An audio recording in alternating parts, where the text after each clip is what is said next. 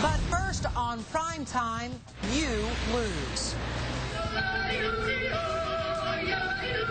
Thousands of homeowners appealed their climbing property values in Mecklenburg County.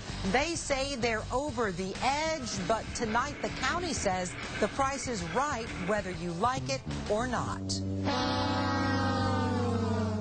Good evening. I'm Maureen O'Boyle. Good to have you with us for Prime Time tonight. 41,000 homeowners jumped through hoops, filed appeals because they say the county unfairly jacked up their property values. Now the waiting game is over. Prime Time's Jeff Atkinson is joining me now. And Jeff, a lot of people are finding out they're losing those appeals. Indeed, Maureen. Of the 40,000 homeowners and businesses who've appealed their revaluation in Mecklenburg County, the tax assessor's office has gone through fewer than half of them so far.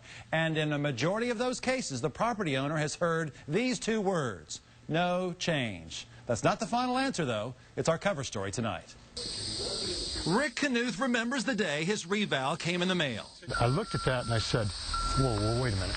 So I pulled out, I was sitting in the driveway, I pulled out my calculator, and I was up 70%. 70% from the price his home off Youngblood Road in southwest Mecklenburg County was assessed at in 2003. Knuth appealed. A member of the tax assessor's office came out. True, a new development next to Knuth's property, the Palisades, sprang up since the last revaluation, and other homes in the area have been built, increasing property values dramatically.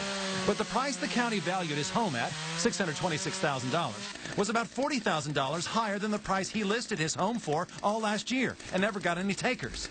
Knuth has done his homework, gathered comps in the area, and is ready to do a PowerPoint presentation to a higher independent board. It wasn't like I was spoiling for a fight or said, gee, I really want to do this. In fact, my wife and I talked about it, and had they come up with something that we thought was in the ballpark, so that's fine.